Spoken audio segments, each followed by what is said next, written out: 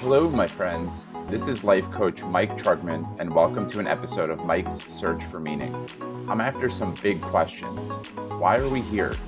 What makes a fulfilling life? How can we grow individually and collectively? Each episode, I'll dive deep with leaders who are doing great work in the world and see how they organize their life. Books read, value systems, resources used, and stories that show how each of you can create the life and the world of your dreams.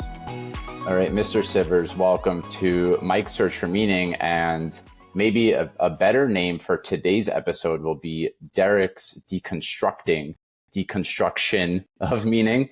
And I think we saved something that I would love to start with in today's conversation, which is that you've, for the better part of the last, I don't know what you'd call it, 10, 15 years, you've really been deconstructing what meaning is. And as a matter of fact, moments before this episode started recording, you were just writing about a new chapter in your book that was deconstructing meaning. And I'm wondering if you could bring us into your current worlds right now. Like what were you deconstructing about meaning 5 minutes ago before we hit record here?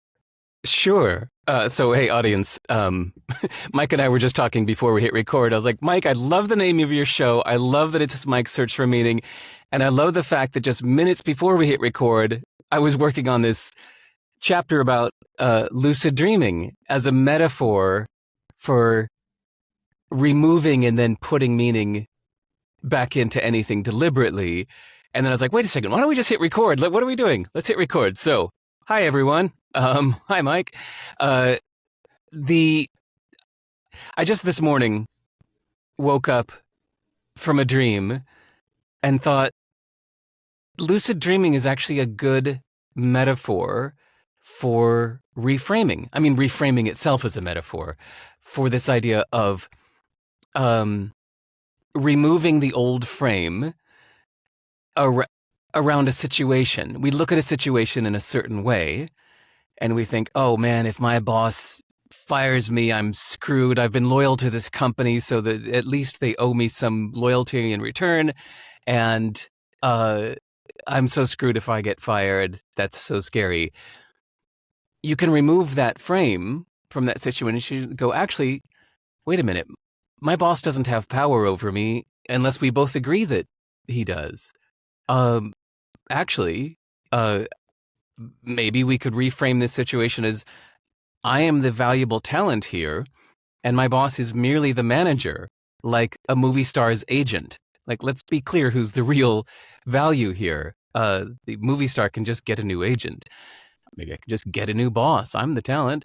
And what is loyalty anyway? That just means that I've either committed through an ongoing transactional reason to say that this company continues to be good for me, or has it been out of laziness? And loyalty doesn't deserve reciprocation because it's just one way of seeing things. We could look at this whole thing very transactionally instead. And I won't necessarily be screwed if I leave this job. In fact, it might be the best thing that happened to me to get out of this job where I've been stagnant. And I realized that that's all like lucid dreaming. Like if you wake up from a dream, it's scary, and then you go, oh my God, I'm in bed at home, I'm safe. And you realize it was all in your head. Those were just thoughts in your head, and we call it a dream. But it's kind of the same thing with thoughts, that any way that we see a situation is just a certain way of seeing it, and it's just all in our head. And then you wake up and the actual reality is very small. The actual raw physical facts that are not filtered through your interpretation. It's very small. And so then you can see it from scratch however you'd like. And in general, we call that reframing. But I was just minutes ago thinking, lucid dreaming is another nice metaphor for that.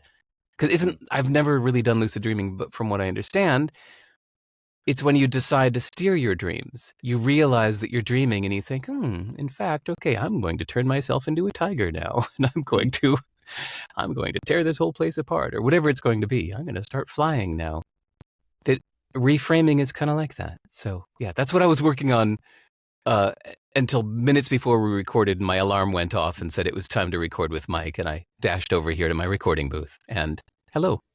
Nice, nice. Well, hello to you too.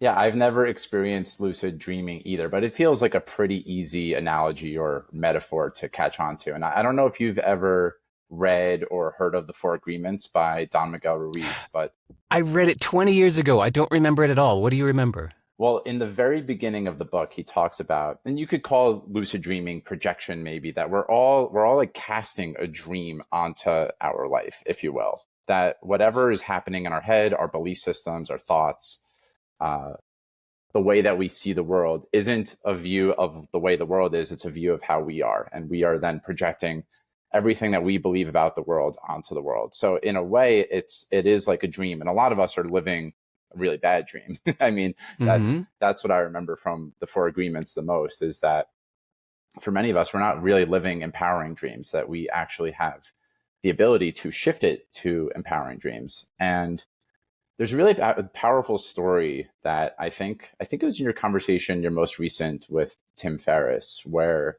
you were talking about there was an accident, a car accident that you had when you were, what was it, Mm. 18 years old, Mm-hmm. which feels really related. Actually, I think this will drive the point home of what we're talking about here, that you attributed a certain meaning and you carried that for a really long time. I'm wondering if you could tell that story to shed light Yeah. about like two different people's worldviews, stories, beliefs about a situation. Yeah. I was 17 or 18 and not paying attention and blew through the intersection near my house that had a yield sign and smashed into another car. And they, in the moment you're just kind of concerned with yourself and the other driver for a second as both cars were smashed up. And they told me later that I broke the other driver's spine and she'll never walk again. And, then just a month later, I went off to college and always just carried this with me. Like, damn, there's somebody out there that can't walk because of me. Whoa, that is so messed up. And so, like 18 years later, at the age of 36 or something, I was back in my hometown. I thought, I'm going to go look her up. So, good old fashioned yellow pages or white pages phone book. I found her address, and I just went and knocked on the door in person. And she answered the door. I went, "Oh my God, hi, my name's Derek. 18 years ago, I crashed into you," and I like started crying on her doorstep. And she's like, "Oh, sweetie, sweetie, come in. It's fine." And then she walked me into her living room. Walked. And it took me a second to realize, went, "Oh." And she said, "Yeah, I'm so sorry, and that accident, and don't worry, I'm fine." And she said, "In fact, it was the best thing for me.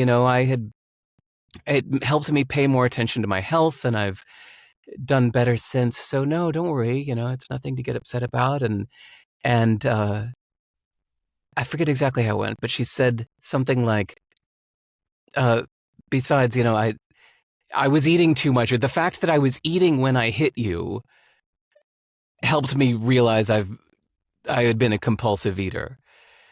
And I said, "Well, wait, no, I hit you." And she said, "No, I hit you." She said, "You were just going through the intersection. The fact that I was distracted with my eating meant I hit you." And she goes, "Oh, sweet." She's like, "This whole time, you thought that you hit me?" And and then she started crying and she goes, "It's so stupid, these stories." And yeah, so it's just funny that we tell a story to ourselves of the past, and this is the way things are, and this is what happened. But it might not even necessarily be true. None of us has complete, perfect information. We don't know all the details. We just see from our own two eyeballs and the stories that people tell us. Yeah.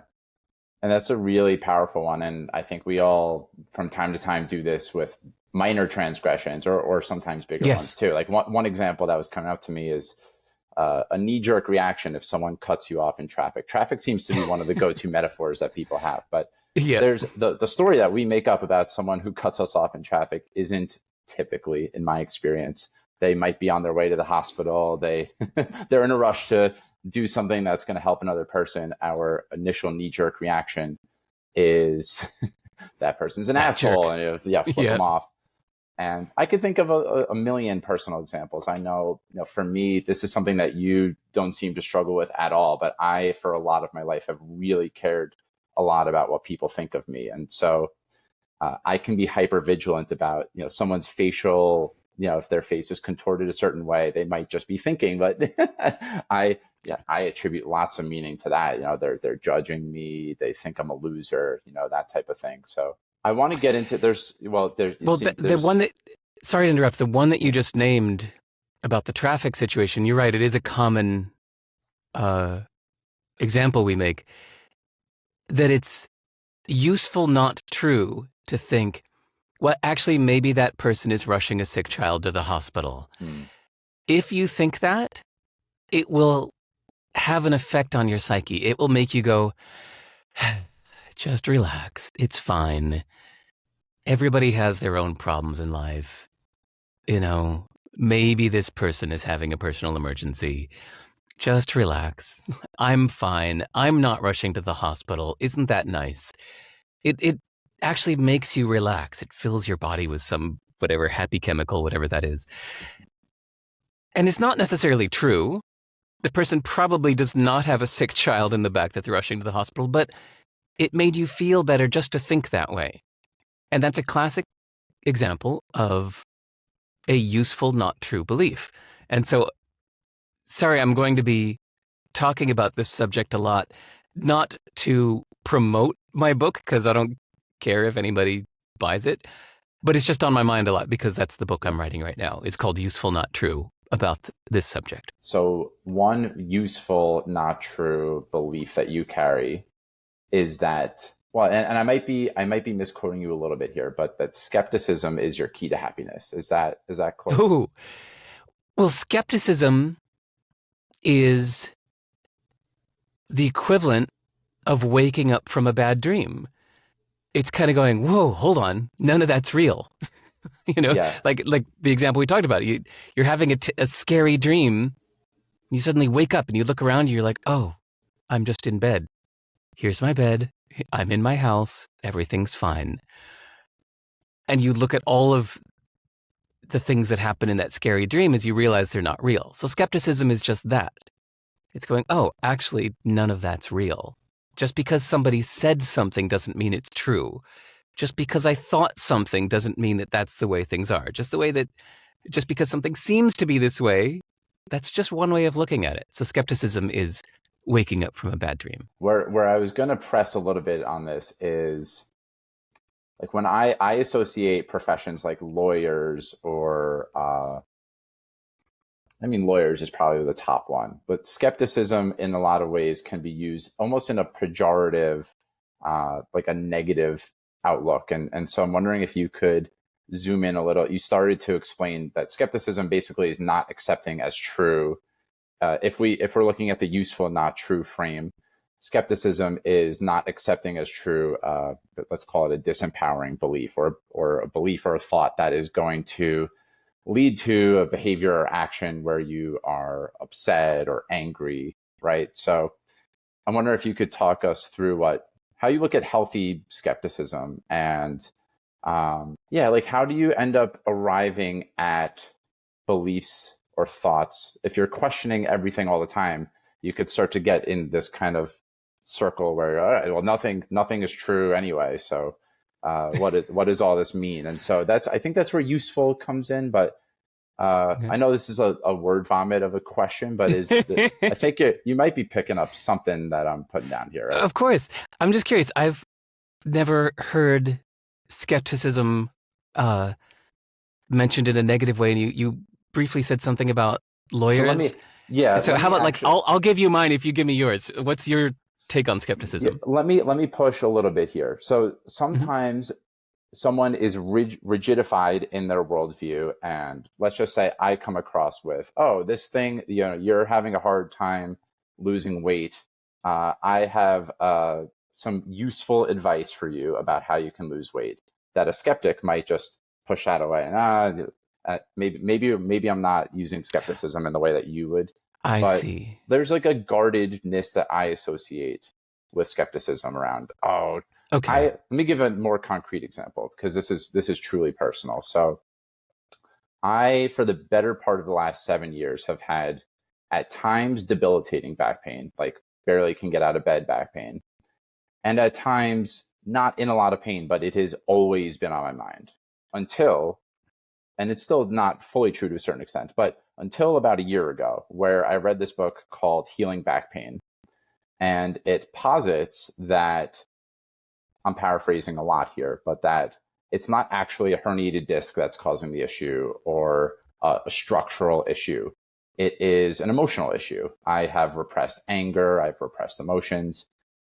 I know a lot of skeptical people in my life who read that and go, that is a load of shit. And it's the medical system is what I think I'm already starting to answer the question a little bit, but like they're already really believing in the medical system. A doctor wouldn't say that. A doctor didn't study that in school. That sounds like some voodoo, woo-woo nonsense, that type of thing.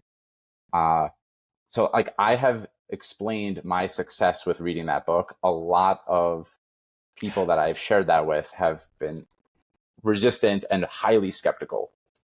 Where I go, it feels pretty useful, even if it's not true. What if you Yes. just imagined that your anger is everything that's causing your back pain? It's made an immense difference in my life. Well, what is there to lose? So does that give a better foundation? Oh, yeah. Yeah. That's a beautiful example. Because you're right. That focuses on something being useful, whether or not it's true. Asking if it's true or not is not the right question. The question is it useful or not? Because to me, this is like some kind of meta-skepticism to say, what the fuck, nothing's necessarily true or not anyway. There are some physical facts. Okay, we know you have a spine. We know that. And we know that you have been feeling that it hurts. We know that. But maybe it is in your mind. Maybe, like the person who says, no, that's definitely not true. That's assuming something else. They're kind of, saying that it's definitely not. So, yeah, I think it's beautiful to say, to just notice what works. And if believing this works for you, and if that made the pain go away, well, then there you go. That's that. Yes, that's a beautiful example. It's kind of what this, what I'm on about. That's what I'm talking about with this subject, is choosing to believe something because it's working. Yeah. And I currently don't have a subtitle for the book, and I probably won't. But if I did, I was thinking about something like, as if motivation matters. Because if it does, and of course, like we're human, so there are some beliefs that motivate you to believe, and motivation can be like the stressing out in traffic example. Motivation can be it motivates me to relax. It affects me. It makes me go, it makes me happier. Or believing I have a long way to go makes me work harder. Or let's keep using traffic. Why not? Believing that if I let my attention up for a single second, I might die. That can help keep you very alert and awake and a very safe driver. Or if I follow too closely to another car, or if I'm reckless or impatient, I might die. This might make you a safer driver to believe that, even though somebody could disprove it and go, wow, the odds of that happening, that's not true. Well, it's like, well, believing this works for me. It makes me a better driver. And ultimately, nothing in the mind is true anyway. And if thinking these thoughts makes my actions better, well, then I'll think these thoughts. So this is something that's clicking for me as we're speaking here, that useful and true and belief systems are, in a lot of ways, they are, I don't know if it'd be upstream or downstream. I get this wrong, but it starts with identity seems to be the core driver where beliefs might come from. Meaning, asking yourself, what type of person do I want to be, seems to be like the foundation for what type of beliefs am I going to establish from there. Does that resonate? Is that useful? Well, maybe that works for you. See, even the whole, sorry, like what kind of person let me do I let want to me be? That's kind of a story that you can tell yourself. That again, if maybe that works for you, maybe you say like, but I'm a noble person that does the right thing, and even when tempted with the wrong thing that would have been selfish and greedy, I choose to do the selfless right thing. And if telling yourself that story becomes like a good rule of thumb that you keep with you, maybe self-identity is a shortcut. It's a rule of thumb that you could just uh, quickly make decisions on which action is the right thing to do because I'm this kind of person. And if you've decided in advance, I'm this kind of person that does the right thing, I'm the good guy, then that can help you make good decisions. But what's fascinating is to realize that that's also not true. It's just a story you're telling yourself, but that's okay. Yeah. Well, what I was getting at is the question useful for who? It feels like a pretty big one in that, Ooh. like, Ooh. yeah, Mike, good one. what's cooking there? Let's cook in there. Useful for who is a beautiful, succinct way to put it. Hey, if there's a chapter in my new book called Useful for Who, that's thanks to Mike, everyone. Because ever since I started writing this book, people have been asking me, but what about psychopaths? I've heard you speak about this a bunch, and I'm Oh, surprised okay. at how well. And please share for my audience too. I'm surprised that that's one of. I mean, in some ways, it's a good stand-in for. Is this going to be weaponized by people? Who, right? But I'm Good surprised that word. that's one of the spots that people go to of like, what if a psychopath listens to my podcast and and decides Right. to use this for really evil, but. Yeah, sorry to cut you off. Go ahead. No, I suspect it's people who are addicted to media and addicted to outrage at people whose beliefs they think are uh, crazy or dangerous, usually political things. And not just, you know, government officials, but the whole social civil war, whatever thing where people think that the other people on the other side are crazy or dangerous. And I think it's if you're in that world too much, which I understand is addictive because the media industry spends billions to get you addicted to it, then you could start to see everything through that lens. And so you hear useful, not true, and you think, yeah, but what about the people that lie about the election results? That's useful for them to believe. What about people that are racist and believe that it's useful for them to believe that these people are subhuman and worthy of extermination? What about that, huh? So I love the way that you just succinctly said useful for who. That's a wonderful question to ask. Yeah, and I think it could also be helpful to, and I believe this is how your book is going to start, for you to just say what you mean when you say useful, right? I think everyone can have Yeah. their own version of it, but when you say useful, what do you mean? How do you define it? Whatever helps you do what you need to do, be who you want to be, or feel at peace. Mhm. That's the best definition I've got for now. More interesting is my definition of true, which before I began, I mean, the title is Useful, Not True. So I had to think, whoa, what is true? And to me, the true is a shortcut for saying absolutely, objectively, necessarily, empirically, observably true, meaning true for everyone, everywhere, always, and it's not only in the mind. It's a really, really, really limited definition of true, and that's on purpose because whatever you consider to be true is done. It's closed. It's a fact, and that's that. It's not negotiable. So the less you have defined as true, the better. Because then everything else is available for reframing. available for rethinking, for questioning. It's open to reconsideration. And because I think reframing is so powerful and so important, it's important to limit that definition of actually true. So to me, it's the easy shortcut is to say it's just the concrete facts, not interpretations or thoughts.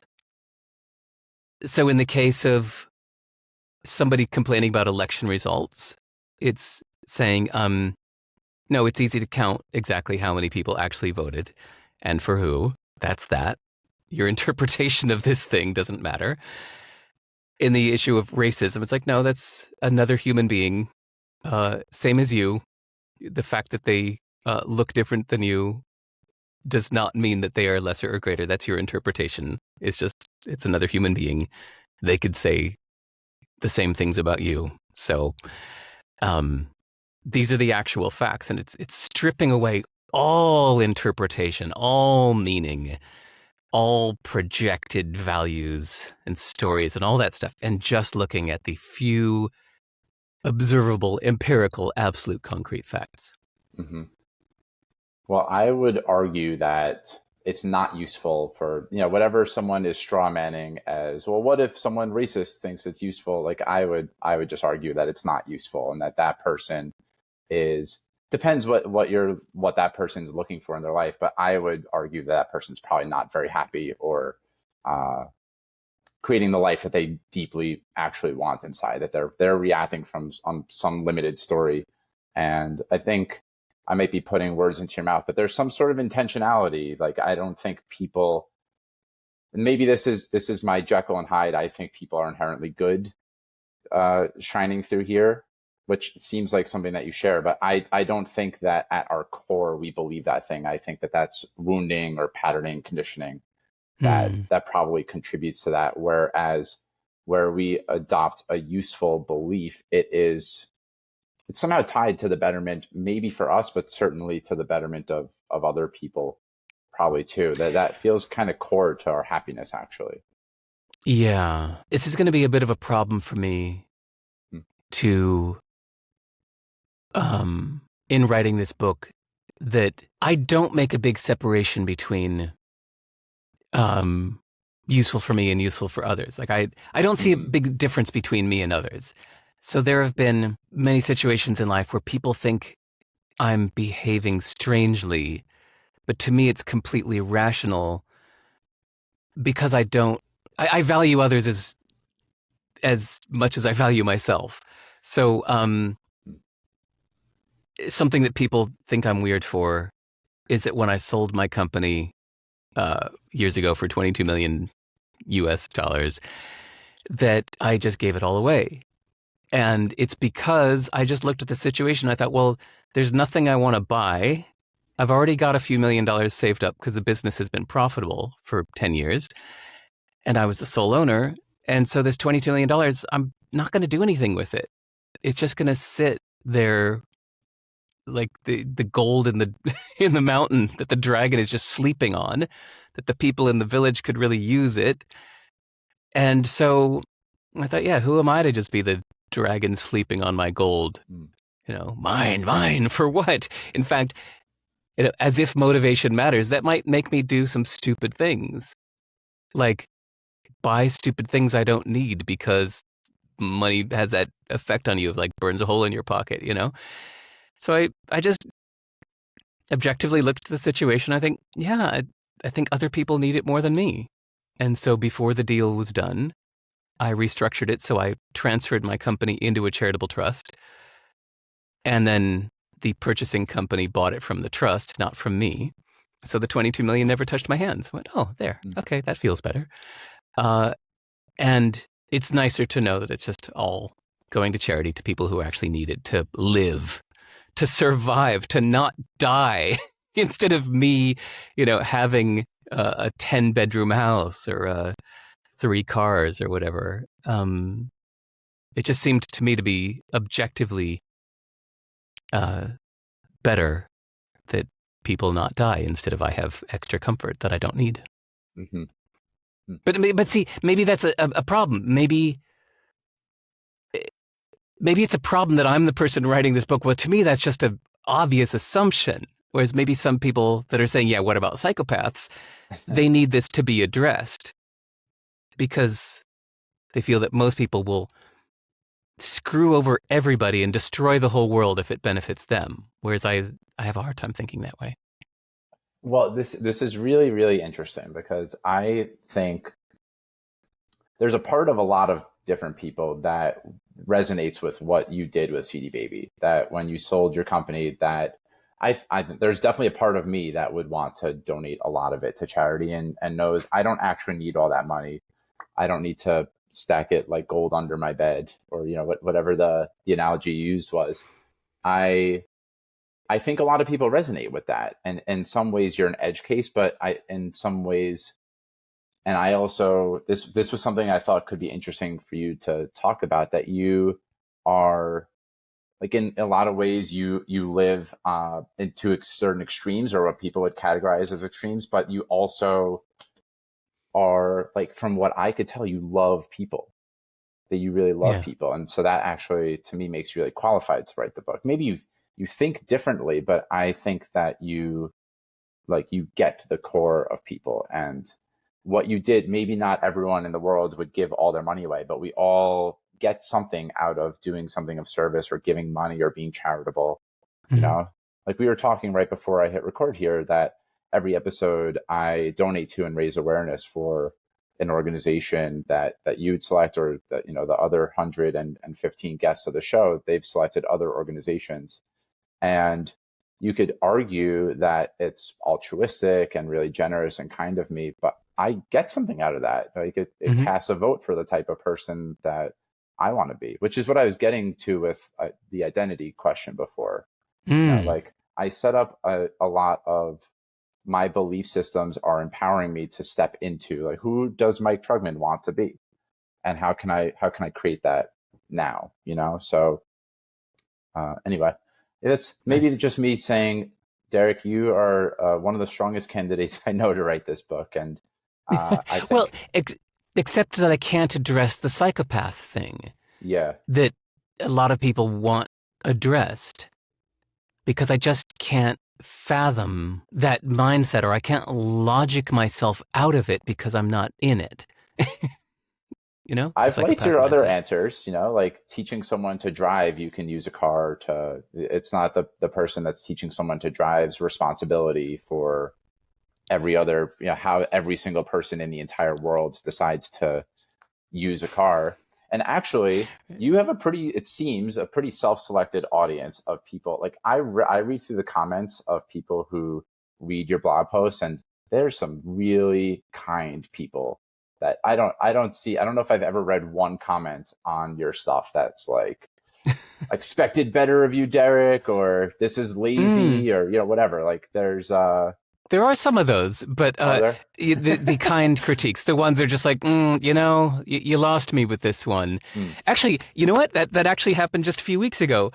I had what to me felt like a beautiful metaphor for beliefs and meanings. Speaking of Mike's search, where I thought about how artificial intelligence might filter the news for us, and if we had a personal assistant that, an AI assistant that knows us so well that you share your thoughts and feelings into it, and it knows what you need, then it would selectively only show you the news of the world that would be what you needed to believe to help create the motivation inside you to do what you need to do, or be who you want to be, or feel at peace. And I thought, oh yeah, that's a great metaphor. So I wrote a cute little story, just like 20 sentences, posted it on my blog, and all of the comments were just like, artificial intelligence is going to get me fired. It's going to, it's kind of messed up, the big corporate tech, they're snooping into our lives. I was like, it's a metaphor. I wasn't, this is not about AI. I was like, okay. After about 20 comments, we're talking about big tech and AI. I went, all right, hold on. That was good feedback. My metaphor was too distracting. So that afternoon, I wrote up a different example about the magic mirror in Harry Potter, where everybody that looks into the mirror sees their greatest desire. It's like Harry sees what he wants to see. Dumbledore sees what he wants to see. Ron sees himself as the head of the Quidditch team or whatever. They don't need to argue. Ron's not going to say, no, it's not, Harry. I don't see your parents. That mirror's showing me the head of the Quidditch team, because they understand, oh, it's a magic mirror. It shows us what we need to see. And I said, so basically that's life. That's your perception. You see what you need to see in any given situation. If you seem to have a need to be outraged today, you will look at the news and find a reason to get outraged. If you want to not be outraged today, and if you want to improve your actions today, well, then you'll search for something else. You'll find different sources of inputs or podcasts or books that give you the empowering thoughts that you want. The problem is, in the real world, is that people argue then about, that's not true. The world is fucked up. It's a nasty, evil place. And somebody say, no, that's not true. That, the world is inherently a good place and people are actually good people. No, that's wrong. Because we don't realize we're looking in a magic mirror that just shows us what we need to see. Yeah. Oh, sorry, you were talking about the comments on my blog. So yeah, sometimes I do get comments from people that nicely tell me that I've missed the mark. I do have a theory, though, about why I don't get nasty comments on my blog. Please do tell. I think in other social media platforms, people are showboating a bit. When they leave nasty comments, it's a bit like the class clown that says a nasty bit of heckling to the teacher in order to kind of like get the other students to, hey, look at me. That was a good one, right? You heard what I said, right? I think people are showboating because it's a public platform and they're trying to make themselves like a public reputation. Hey, look at me. Look at what I just said. Did you get that zinger I just said? Or, hey, we're on a public platform here and you just said that this politician is good. Yeah, well, I can't let that stand because that politician is bad. I need to correct what's wrong here. So I think people are showboating because it's very public. Whereas like my personal blog, it's just my blog. It's no, you're not building up your social media profile on my blog. And so that's why I seriously get like one nasty comment a year around on average.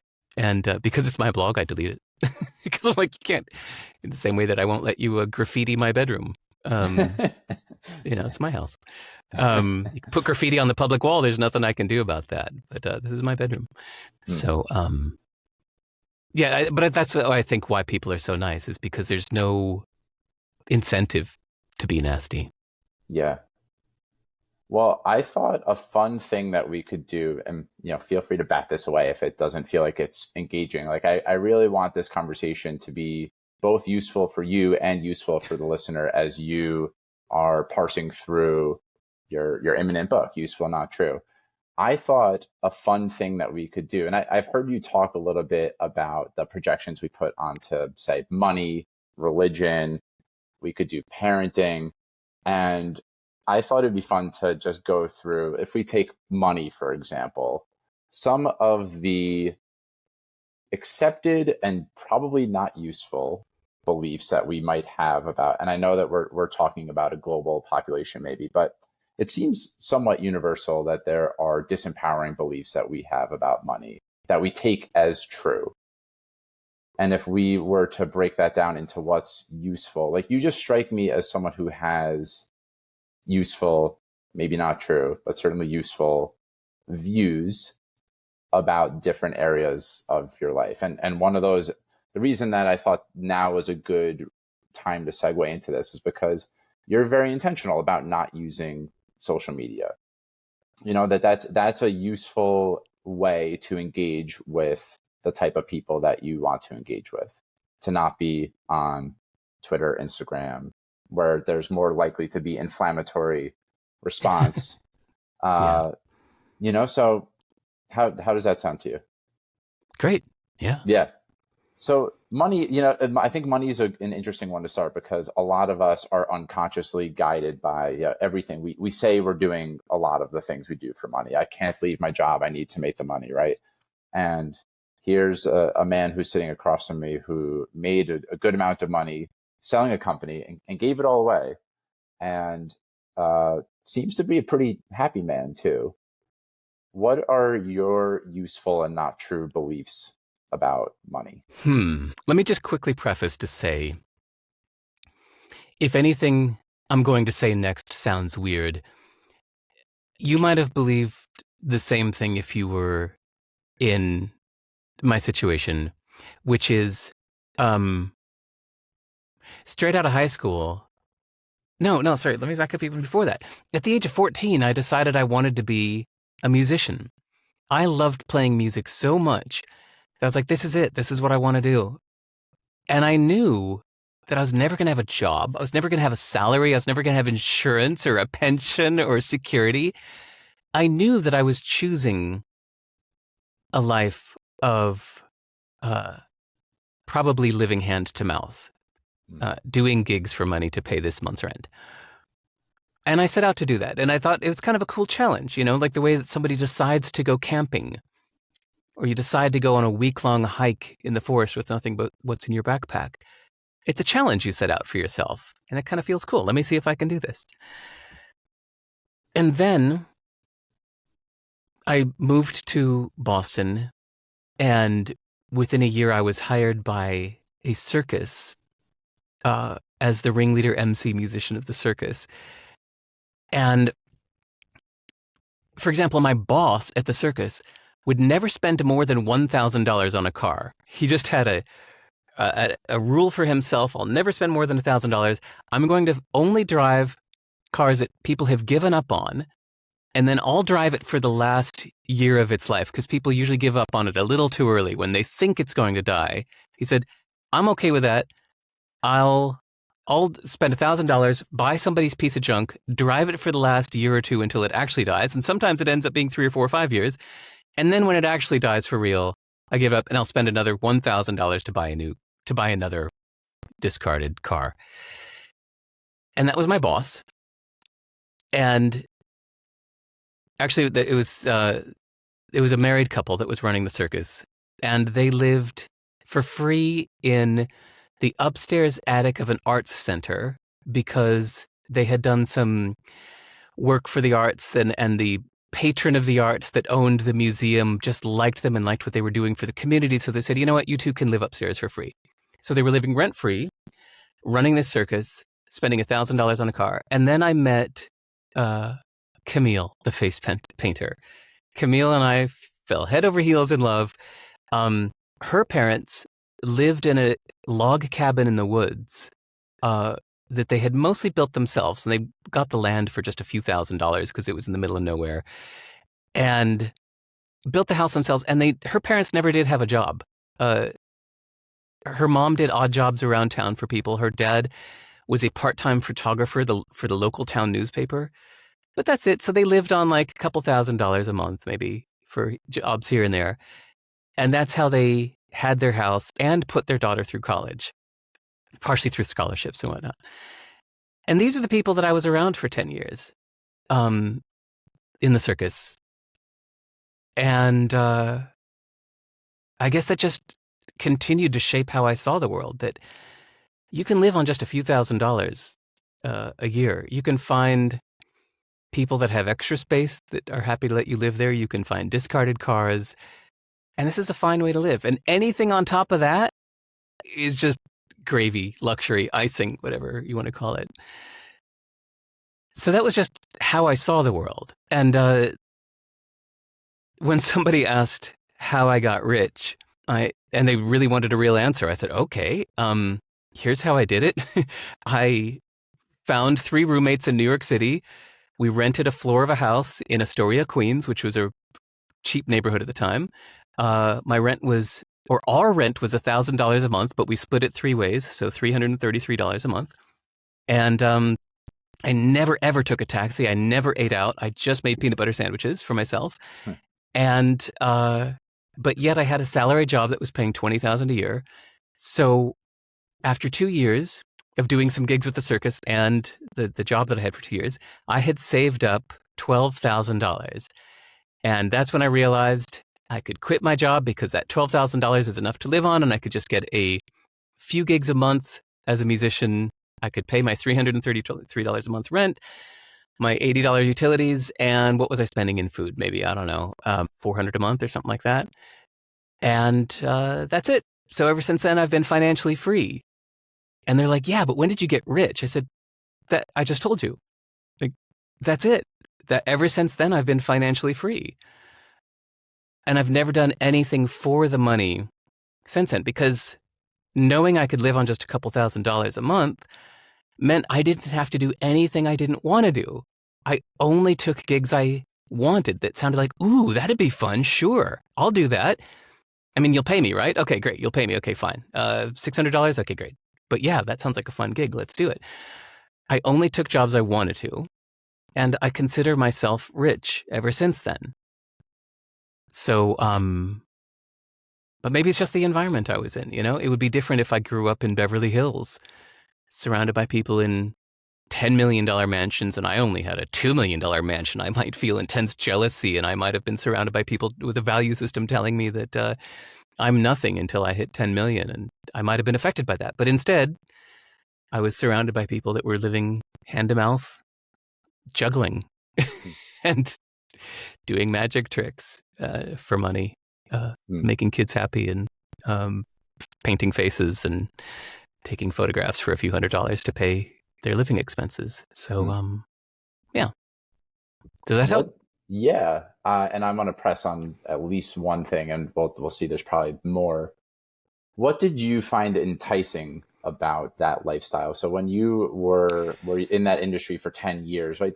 I think a lot of people could tell that same story almost as a prerequisite of, I was hustling, I was struggling, I was living in this little tiny apartment in Queens for $333 a month, paying my dues. But you're actually saying it in a way that's like honoring that. That's when I realized I was rich. And maybe rich, when you were saying rich, I'll ask a technical question and continue on the bigger question. When you said rich, were you talking about an internal feeling of I felt rich and like my relationship with money was excellent, or that someone would look at your bank account and go, yeah, he's... Oh, good question.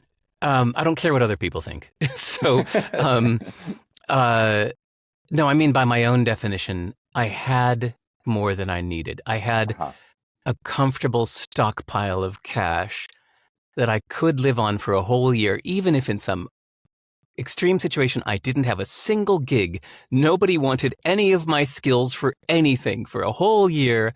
I still could live. That to me is rich. Yeah. And I'm guessing that as a circus performer, you were really enjoying what you're doing. There might be more. I want to parse through what was it about that period of your life that helped you have a more empowering relationship with money, whereas right. Lots of people who live in Astoria now, or I'm in the New York City area. So people in the New York City area that make way more, even if you adjust for inflation and today's times. And I could raise my hand too. Like I've been miserable in my life making six figures, thinking that I needed to make more money. So if you were to break down through, like, what were you drawn to in that time of your life where you realized this is what it means to me to be rich, don't care what other people think? And how would you help someone create that if they're kind of stuck in the need to just make more money and then I'll feel rich, wealthy, successful, fill in the blank? Okay, I'm going to wing it with a new comparison I've never thought of before. That when you think of the word strong or strength, you think of the ability to do things. If you think I'm strong, it means I could grab that bar or a rope and pull myself up. I can lift heavy things off the ground. I can push things away from me. I can jump high. My muscles are strong. I am strong. It's about your ability to do things. It's your You're empowered. You have the power to do things. So to me, the ability to be happy and productive and thrive, let's just say thrive, flourish and thrive, with only $2,000 in a month is strength. Like the way that somebody who knows that they can jump into the ocean with nothing but a little swimsuit on and swim from here to that island over there in the ocean. That's strength. That's a great feeling to know that you can do that. Let's go to the camping example again. To know that I could stick some things into a backpack and walk into that forest and not come back for a week and still be flourishing and healthy and fine and live. That's strength. So to me, the ability to live on less is a great power. It's an ideal that we should shoot for. The way that we want to be strong, the way that we want to be capable in the world, to be able to live on less is a wonderful ideal, and it's a thing to shoot for. So that's what I was doing ever since I was a teenager, is knowing, all right, I want to be a musician. That means I won't have much money, but I'm going to constantly find ways to flourish despite not having a lot of money. That means I will never acclimate myself to comfort. I will never take taxis. I will wait an hour for the subway to come, for the N train to take me back to Astoria, and I'll just bring a book. So instead of spending $30 on a taxi, I will bring a book with me and have the patience to wait an hour. There, I've just made a strength, instead of it's the way that somebody camping would say, I don't need a soft, cushiony queen bed with a downy mattress or a downy quilt. I'm okay just having a sleeping bag and an air mattress. That's enough for me. So I think that's my relationship to money, is that it's not about getting more and more and more. It's about strengthening yourself to be happy with less, so that if you get more, it's just an extra bonus. So I will admit, I haven't read the full book. I haven't read How to Live. I've read chapters. And if my memory serves me correctly, one of the chapters is Get Rich. Is that right? Get Really Rich? Yes. What is that? I haven't read the chapter, so I'm genuinely curious. So we've just had a really meaningful conversation about, and I'm this is so alluring to me. And I love your strength analogy, that it demonstrates to me that my happiness, my fulfillment in my life is not contingent upon some external result, that it's actually a choice that I can make now. And if I'm willing to give up a certain number of creature comforts to make that happen, I know that I'll always be that basically you can't take it from me, right? Right. Which right. I love. Oh, which, Mike, I mean, the word security is an interesting one. When I would hear people say, I need 6 figures or I need $1 million because I want security, I'm thinking, that's not security. Security is, like the strength example, it's knowing that you don't need it, because nobody can take it away. Like the ability to not need $1 million is strength. To me, needing $1 million is a massive weakness. That's like a fatal flaw, to need $1 million. That is such a weakness. You've got to do some serious work on yourself. If you think you need $1 million, that's like, finding out that you're unable to get up out of a chair. You need to work on that. Yes. So yeah, I love the way that that was beautiful. You just said that they can't take it away from you. That is such a great measure. Well, then what's the chapter? Get Rich the chapter about? on Get Rich. Okay. Well, I mean, look, for context, I actually kind of wish that I don't have a copy of How to Live. My only copy I had of that book I gave to a friend, and now I have none. They're all in a warehouse in North Carolina.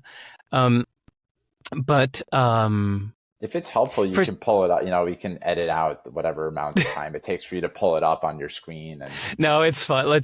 I'll see if I can what I can remember. But the point of the book is that every chapter in that book, How to Live, is taking one way of looking at the world and taking it to an extreme Mm. to see what happens if you take that all away. And then for amusement, arguing that this is in fact the correct answer and this is the way to live. And then the next chapter takes a different view to an extreme and argues that no, in fact, this is the right answer. And it's a little bit of a mockery of the self-help industry that does that already in different books. And I thought, wouldn't it be beautifully head-spinning to have it in one book that argues these different ways? Because that's kind of how my head works. I can argue in favor or against each of the different ways to live. Okay, so the get rich one, the argument is that money is ultimately just a neutral transfer of value, meaning that if somebody finds something valuable to them, they will transfer money to the person that will give them value in return. So by focusing on getting rich, you're actually generously focusing on being valuable to the world. It's not about taking, it's about how can I be of value to the world? And money is just a neutral measure that you are being valuable to the world. So it just stacks up. Just take that argument to its logical extreme. Yeah. And that's what the Get Rich chapter was. Which notice then that everything we were just saying right before then, I mean, you summed it up beautifully when you said that they can't take it away from you. I'm not arguing that money is evil or that we should not make money.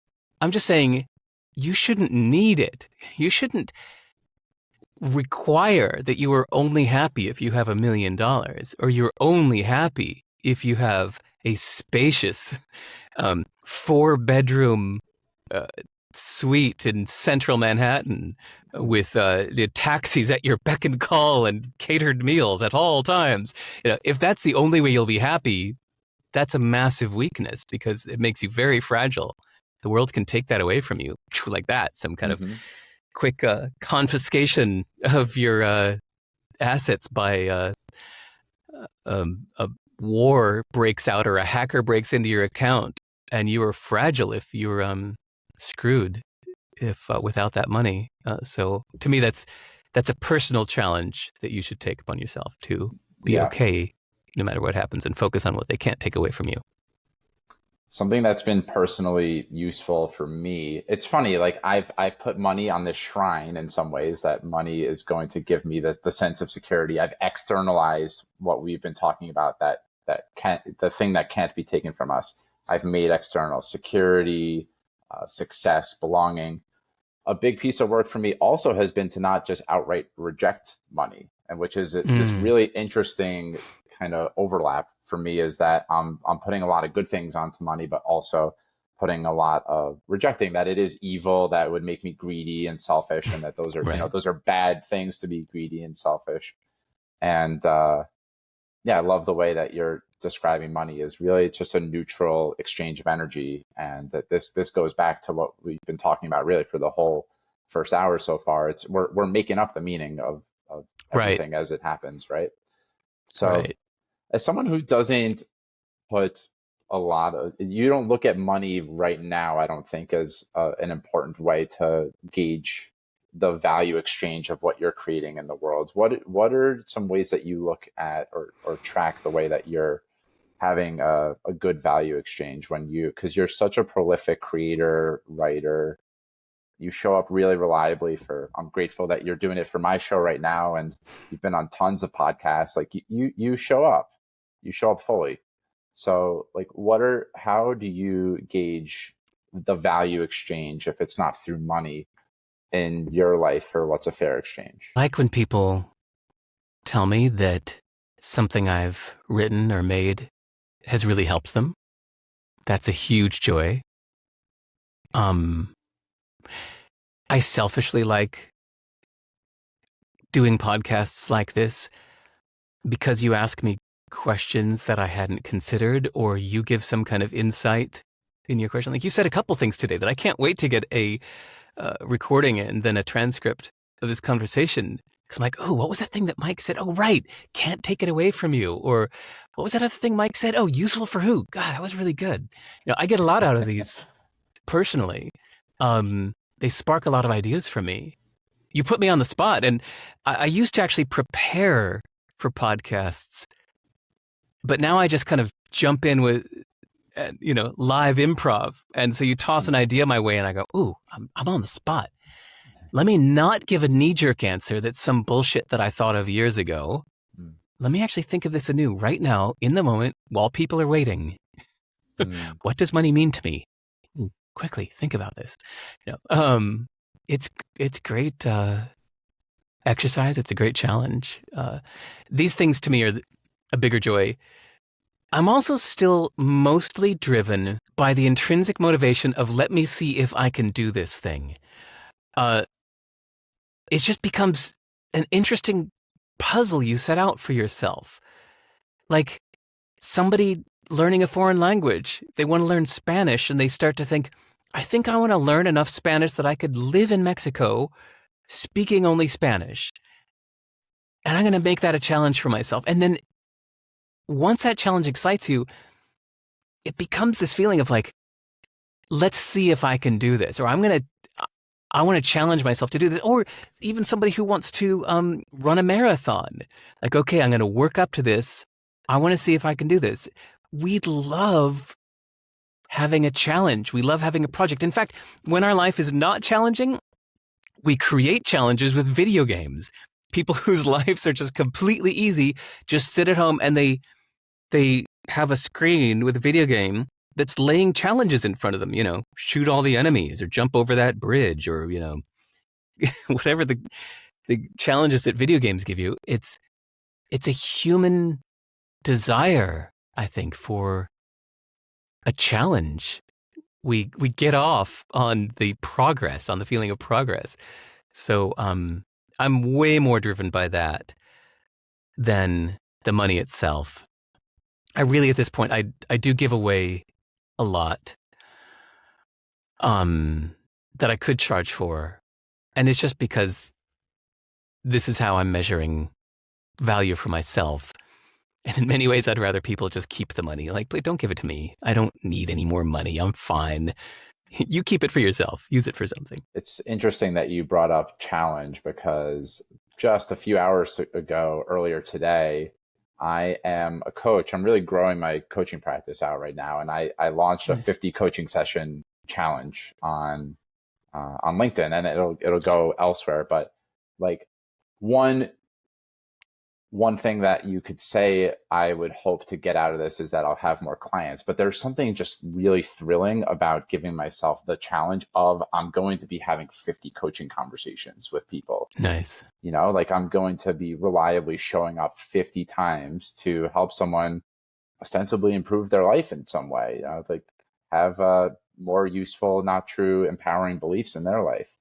And I love the way that you're able to, even though there's a part of me that wants to kind of drill in and get really practical with you about, how did you set your life up so that you can, what are your monthly or weekly expenditures? How much do you need to have saved away to make that happen? Right. I wouldn't know the answer to that, unfortunately. I wish I did. The problem is I haven't had regularity in my life in a while. I was bopping around the earth a lot. And, what the hell? I'll name a couple specifics. I decided in 2010 I wanted to move to Singapore because actually at the time I wanted to become fluent in Chinese. And Singapore seemed like a good place where I could have, I had just gotten married. And so I wanted to move to China. We tried that for a week. She hated China. So Singapore became our compromise where it's like she could have the comforts of living in English, but yet Chinese, Mandarin is a strong second language there. We could both live there. Okay, so I ended up falling in love with Singapore. But in order to become a legal resident of Singapore, I had to basically loan the Singapore government $5 million for a few years in order to get permanent resident status that I wanted without having to get a job for a Singapore company. So money-wise, and then when I left Singapore, I got it back. But then I did a similar thing to move to New Zealand. And so I've actually been kind of longing for wouldn't it be nice to just have a steady life for a while where I can know what my annual expenses are? Because I've had so much of this bopping around, moving, giving a government money or lending a government money to let me stay there. Now I get it back. Now I need to buy a house. Now I decided I don't want to. Now I'm selling that house, and now I'm renting. And yeah, I haven't had steady finances in a while. I wish I knew my monthly expenses. And yet here you are having, calmly reflecting on this and not up in arms about that, right? So there is that to me is like another definition of rich is knowing you'll be fine no matter what. Yes, that can come through this stoic kind of toughen yourself thing.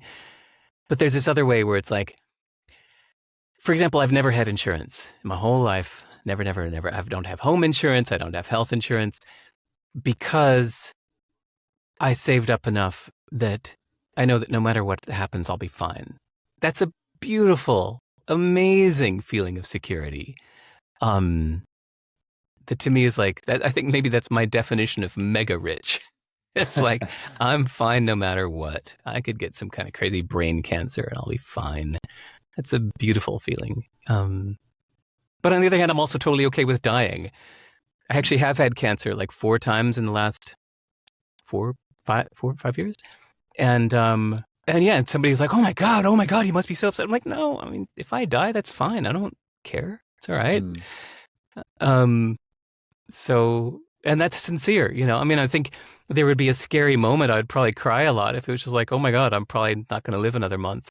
I'd be scared and I'd sad, but I mean, ultimately I'm okay with that. And so if you're okay with that, then everything else is, again, just gravy, icing. Yeah. Sorry, I didn't mean to take that too deep, but I mean, it's not that somber of a subject to me. It's not here either. This show is founded on many conversations like that. Cool. we want to go all the way in. Cool. I mean, I feel like for me these days, all roads lead to parenting because I'm a new dad to a 9-month-old, also a boy dad. So I'm, nice. It's a few years behind you. And, it's interesting as I hear you talk about your mortality, talk about money. I'm thinking about, I think a lot the last 9 months about, I have thought a lot the last 9 months about what am I model? I mean, he's pre-verbal, my son, and he's not like, dad has conflicting beliefs and he's acting incongruently with the way he's obviously not quite there yet, but it won't be very long until he's there. Dad, you said this and you're doing that. What's going on there? Right. So with parenting, and I've heard you speak to, I've read a little bit, I've heard you speak a little bit about parenting, the way that you're kind of like a fellow adventurer with your child. And I think a lot these days about what are the guideposts that I want to create in my family, like what type of behaviors do I want to model. So this is a broad, I guess we're moving the projection screen from money into parenting, cool. two pretty big things. How do you look at are there certain behaviors that you think are especially important to model as a parent? I guess just walk us through how you look at parenting at a high level first, and then we can zoom in. High level, it is a reaction to the individual kid. I only have one, but it's amazing to me that parents who have 2 kids, almost always their 2 kids are vastly different personalities, even though they were raised almost identically, relatively. And so it's a nice reminder that there's a lot of nature, not just nurture.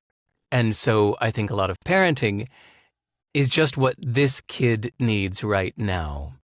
It's being open to that, not coming in with some dogmatic, this is what all parenting must be. But just responding to each kid's needs.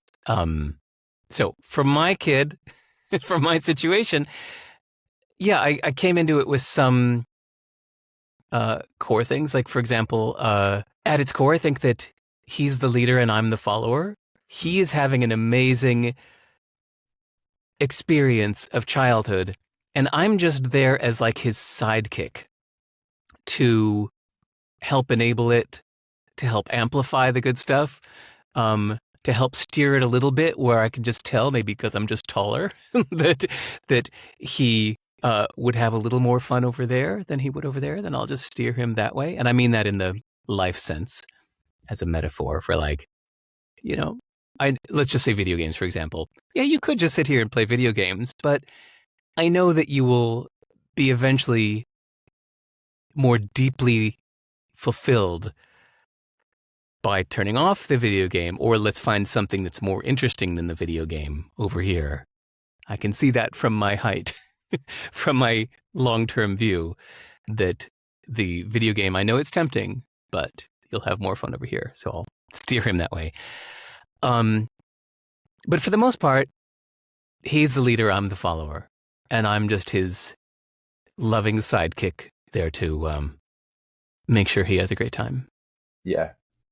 It sounds like a nice cocktail of wisdom and humility, right? Like there's certain things that you're able to impart because of your lived experience, like that there's healthier ways to be engaged than to play video games all the time. And your child is unique. And yeah, that's going to be a challenge someday. How old are you now? I'm 33. Okay. And he's 9 months. I didn't have a kid till I was 42. And I'm thankful for that, because if I would have had a kid at 33, I probably would have been a pretty bad dad, because I was completely wrapped up in running my company. I was obsessed. I was monomaniacal for 10 years from the age of 29 to 38. I had my head down and was focused on one thing only. 7 a.m. to midnight, 7 days a week, no social life, no vacations. All I did, I was massively obsessed with my company. That's all I did for 10 years of my life. It wasn't until I sold the company at age 38, I lifted my head up and looked around and traveled the world a bit, went to Singapore and had a baby. And then I was able to give him my full attention, very selflessly. I think that's my number one psychological challenge, is whenever I'm on duty, I just have to shut down all of my own desires and needs and whatever, and just hit the pause button on everything I'm thinking of and doing, and just give him my full attention, knowing that I can unpause that button when he goes to sleep or goes to school or his mom takes him out or whatever. So whenever I'm on duty, meaning, whenever he wakes up in the morning or comes home from school or whatever, that's it. Everything else pauses. I give him my full and absolute attention until it's time for bed or whatever, like I said. That would have been much harder to do while I was running my company. I would have been majorly conflicted. And I think that probably the company would have suffered, or I just would have put it into different hands and I would have been just the owner. Because ultimately, I think that your kid's life is the most important thing for you, because it has so many knock-on effects that if your kid grows up healthy and flourishing with an amazing mental attitude and an empowered, smart view of the world, they can do so much good for like millions of people, because then they'll pass that on to their kids, and grandkids will have that. And all these knock-on effects for generations are all dependent on you being a good dad right now. Like your little fucking record store is not as important as the knock-on effects of being a good dad right now. So sometimes I forget that actually right before he was born, or right before we got pregnant, I had actually just started a new company that I was starting to throw all my attention into. And I was really upset when his mom told me she was pregnant. I went, "What? No, we agreed. No kids. No." And I was like, "But I just started this company. I'm doing other things. I want to travel the whole world. I have like all these things I want to do. No." And I just kind of resigned to myself. Like, all right, well, fuck. Gonna have a kid now. And I had some months to adjust to that, It's a good thing that we're the pregnancy lasts 9 months. It gives you some time to adjust. And so by the time he was born, I was ready to give him my full attention, but I was not ready 9 months earlier. And yeah, I was definitely not ready 10 years earlier. Well, I have a few specific follow-ups, and one is, maybe to just give more context, I know that when you say present, you're specifically saying like no cell phone. He's your full undivided attention, right? Like there's no electronics, you're just there with him. Yeah. I did a 3-month leave with my son when he was roughly, not exactly, but 4 months old to 6 months old. And I found Wait, sorry, you say leave, what do you mean? From work. I was totally unplugged from my professional life in any way. Cool. And I found it really, really hard. I like putting my own needs aside was I found myself wrapped up in loneliness. My professional ambition is still really strong. I'm wondering how you're able to, someone, we've spoken at some length today, and I know this about you, like really driven to create, and you spend you're able to for years work from 12 a.m. or 7 a.m. to 12 a.m. How are you able to practically, in a practical way, shut it off so that you have it up on your website somewhere, the thousands and thousands and thousands of hours that you've spent really just being a dad? Yeah. How are you able to actually maintain presence and not, even if I remove all of the distractions, like sold all my TVs, I rarely use my TVs. All my TVs? What's that, Mike? 2. Okay. But yeah, at least you don't get it. Like if I just remove any distraction, even toys, if I was just like there with him, no cell phone, that my mind would still be in 1,000 other places. So right. How are you able to really be there with your son, and vice versa? Like when you leave your son, be able to just focus on your writing or focus on the time that you're spending with me. Okay. 2 answers. For one, it's just short sprints. I don't know if I could do the truly single parent with no help thing. Those parents that are just with their kid from 6 a.m. to midnight, or let's say whatever, 6 a.m. to 9 p.m., 7 days a week, months and years on end with no help.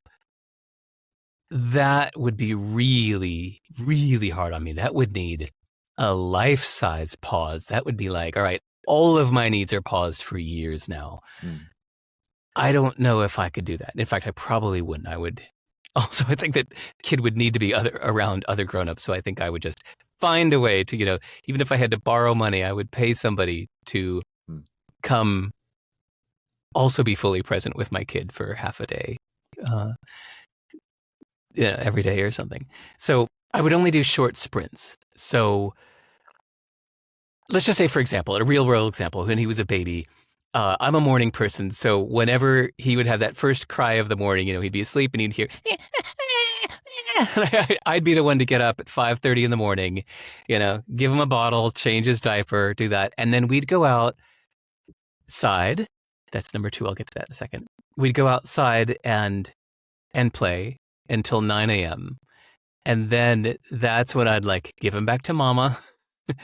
And now she's on duty from 9 to 5. And I would go do my thing in a separate location. I'd go give my work my full attention. No distractions, because I don't have time for this shit. I can't get distracted. I can't be reading social media. No, only got 8 hours. I have to fit all my life's goals into 8 hours. 5 o'clock, I'd come home, and she'd be exhausted. She'd go, here. And I'm back on duty from 5 p.m. until 8 p.m. or whatever when he'd go to sleep. So that's one way. And then every Saturday, by the way, I would just take him all day long. So 6 a.m. until 8 p.m. So Saturday was like my big long pause day where I do nothing but 14 hours of being with my boy. So that's one thing that I do it in short sprints. So I also could not pause. I don't think I could do it what you just said, like 3 months of leave, Yeah. I've never had to pause my work for more than a week. The most extreme is if like I take him on a holiday somewhere and it's just me and him in a foreign country. And then even then I get maybe like when he goes to sleep a little before me, likely. And so I'd get like an hour of like work after he goes to sleep. So I don't mean that I'm pausing my whole life. It's just when he's around. So I am still doing my things. Luckily I'm a morning person, so I tend to wake up at like 4:30 or 5, and I'll do my thing for like 2 hours before he wakes up in the morning.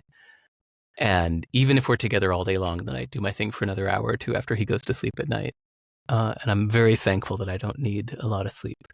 Okay, so number 2 is I would do things or take him places that were fun for me too. So I am so thankful that we moved to New Zealand when he was born. So I was living in Singapore. We were living in Singapore when he was born. He was born in Singapore. And when he was 9 months old, we made this family decision that we want him to grow up in New Zealand. And I had just been living in urban centers for 10 years straight.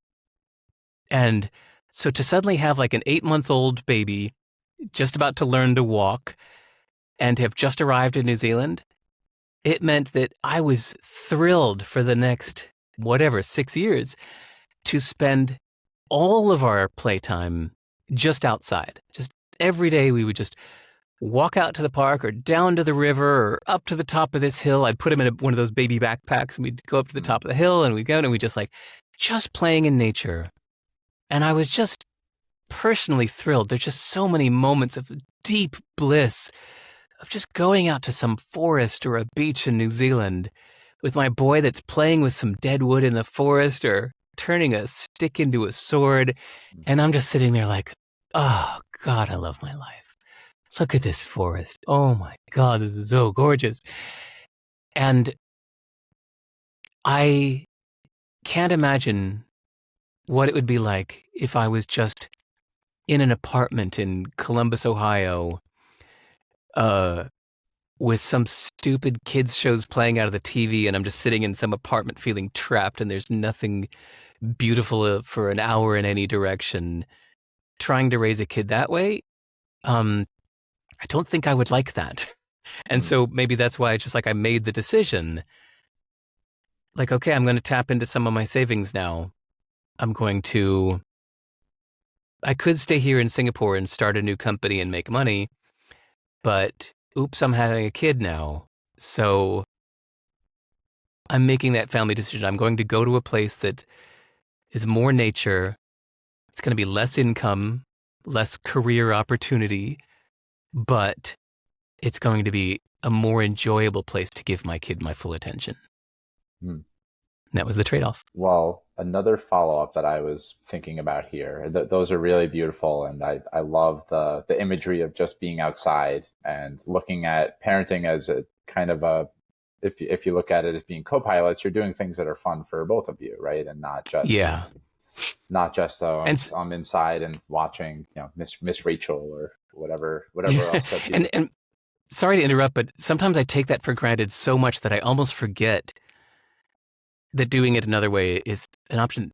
Because when I talk about giving my kid my full attention, it's a joyful thing. It's the same way that people say, like, I need a vacation. I'm going to unplug and go out to the countryside for a weekend.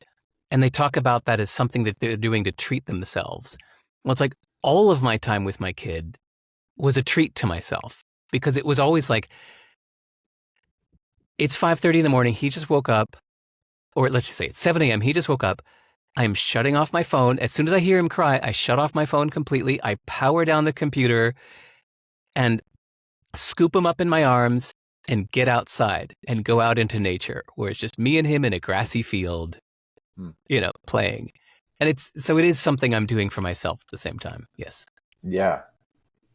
Well, as far as I know, I don't have many or any listeners in Columbus, Ohio, but I think that...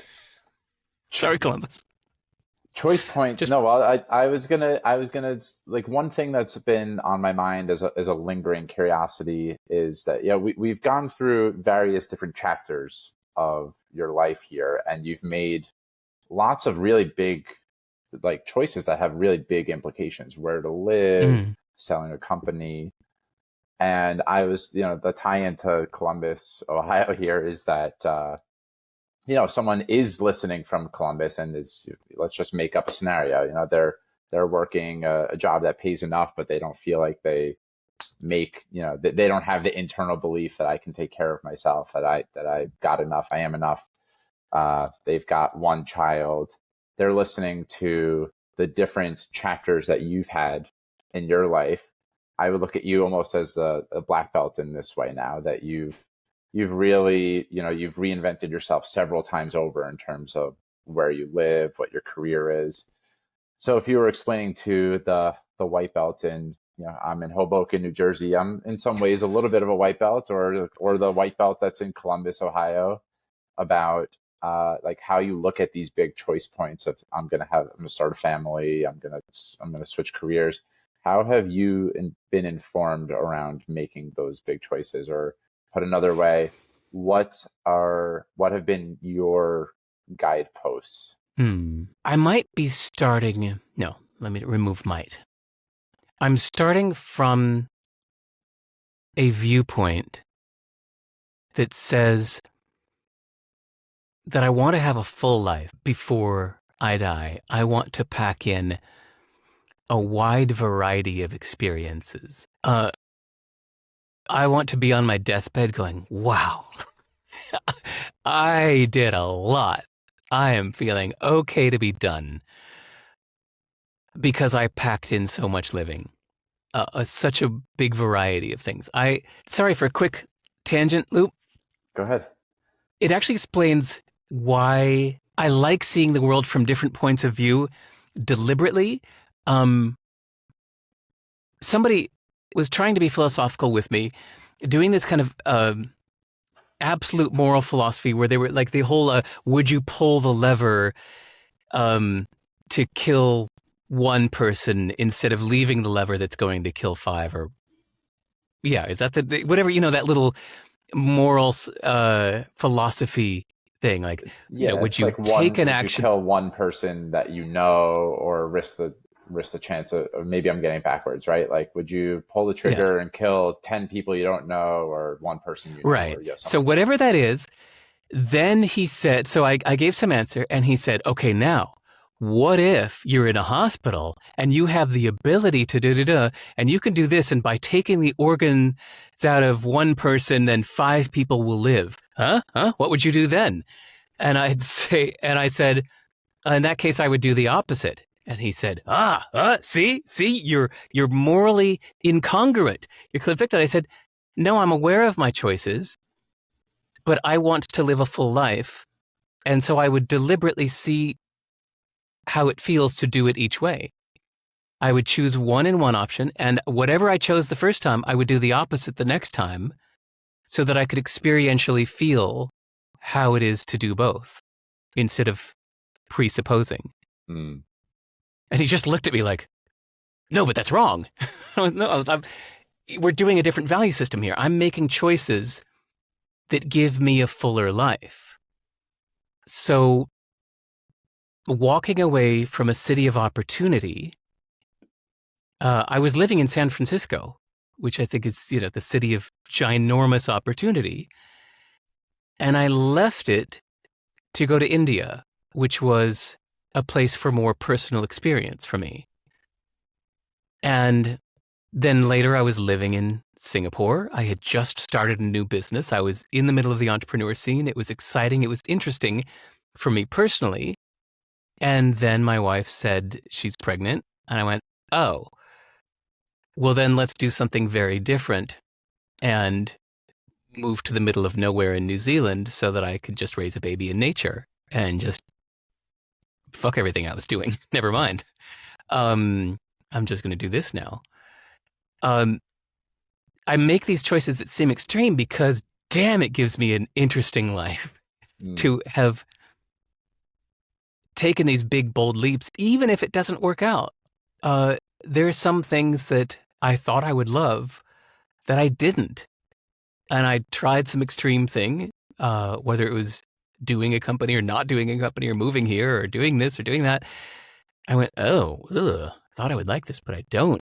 But even then, I'm glad that I had that experience because it gives me a fuller life. Like, I tried that. That's a great feeling. So I do make a lot of my life choices by this measure. What would give me a fuller life of experience? That is awesome. I really admire that about you. This might seem like a random segue, but it just popped in, and I'm gonna honor. Wait. Okay, remember that segue? But remember how we said I started with my story of being in the circus, and that the married couple that was my bosses at the circus, that they were living for free in the attic of an art center. That also helped to shape the way I see the world, as that there are creative solutions, that you don't have to be rich to do these things. You can ask around and find people with spare houses that they're not using, or maybe they need house sitters. I met a woman once. I think you can find her online under Boss Megan, Meggan. Megan Kaiser, that's her name. Meggan, Kiser.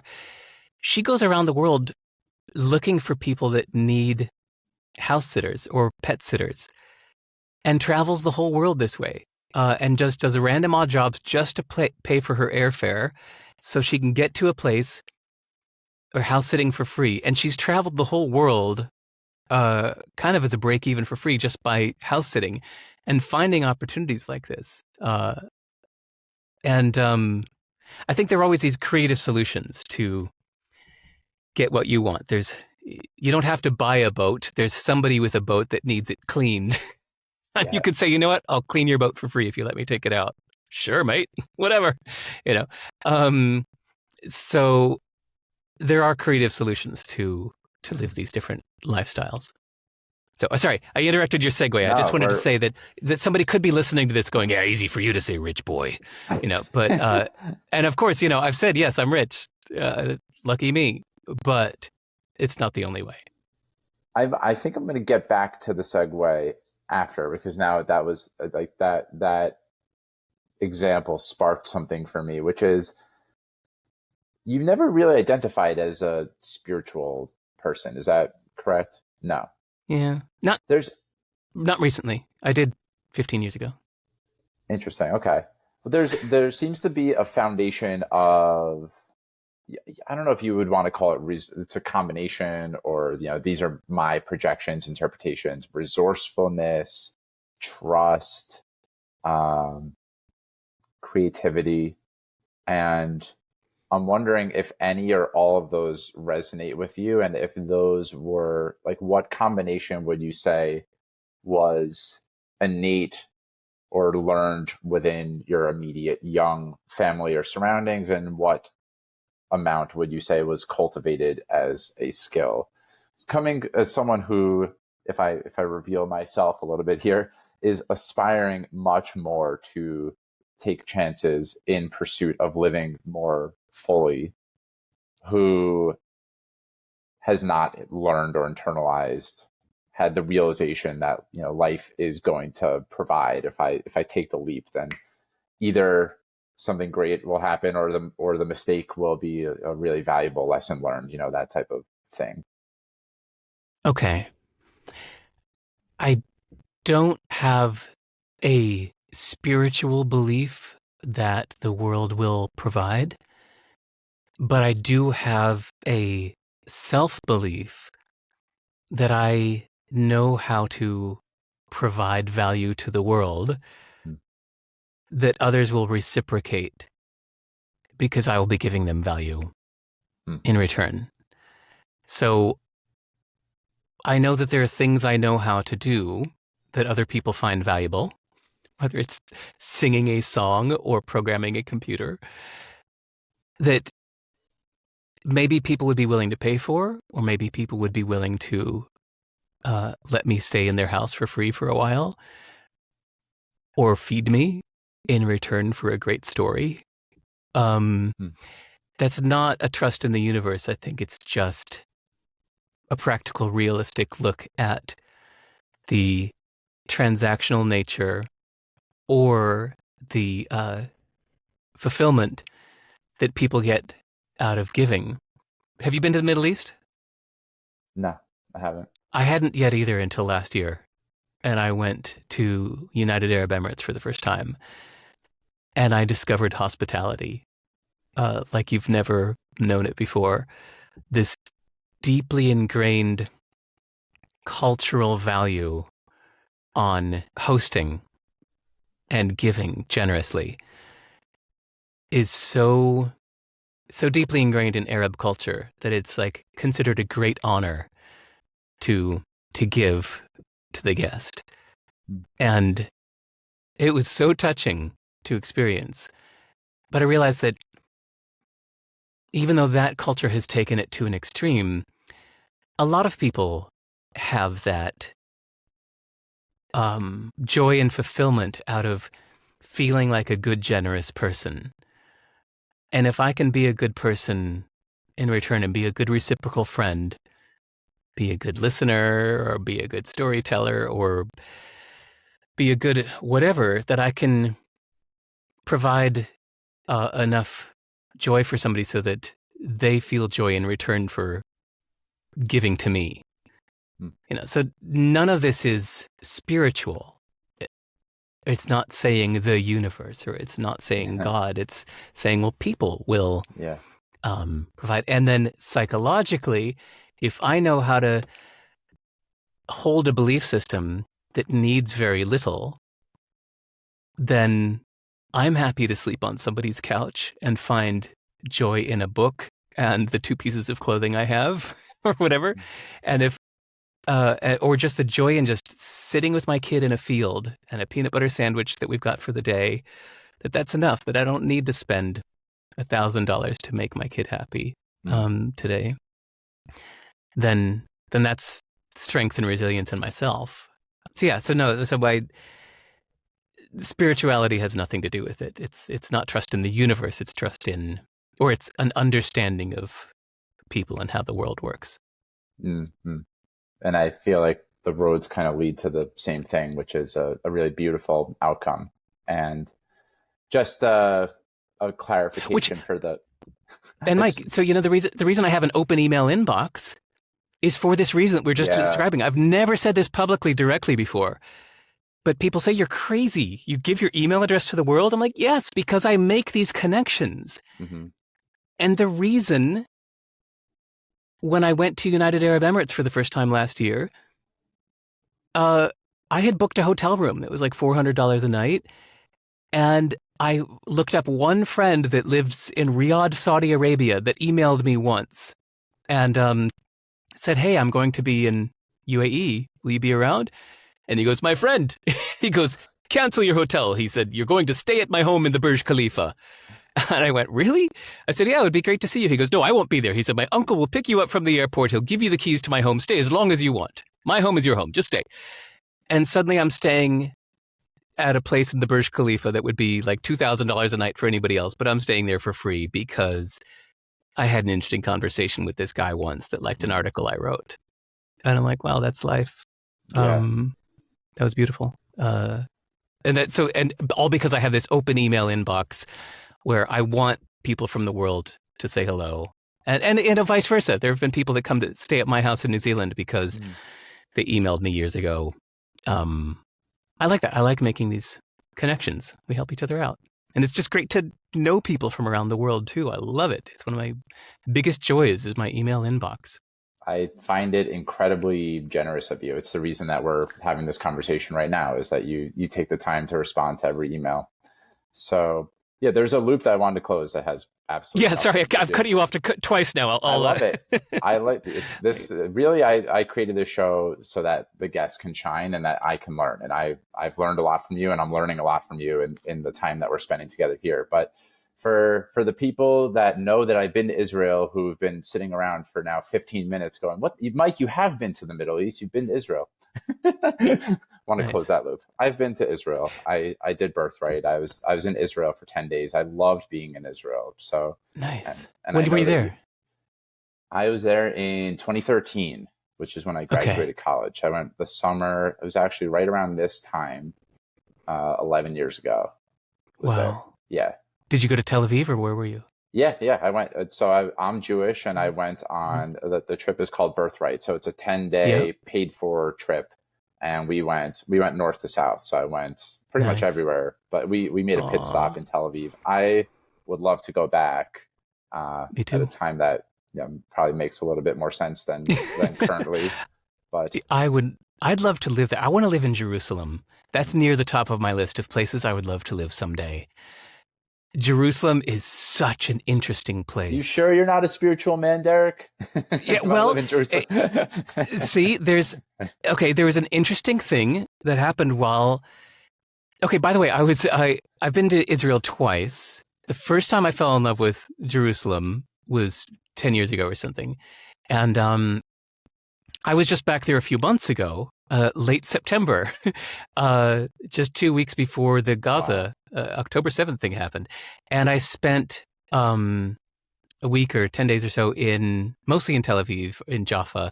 And and it's interesting that so many people say about Jerusalem, like, oh, this place, it has a power, it has a magic. I moved here because this power of this place is just, it's, tangible. You can just feel the power of this place. And I did all of the stuff and went to all of the places that people say are powerful. And it has no power over me because I wasn't raised with those stories.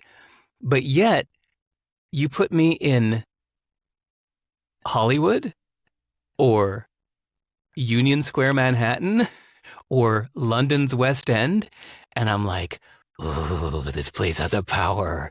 This is where the best things in the world are made. This is where the greatest creations of thought have been made in these places. Oh my God, you can feel the energy of this place. But of course, it's the same bullshit.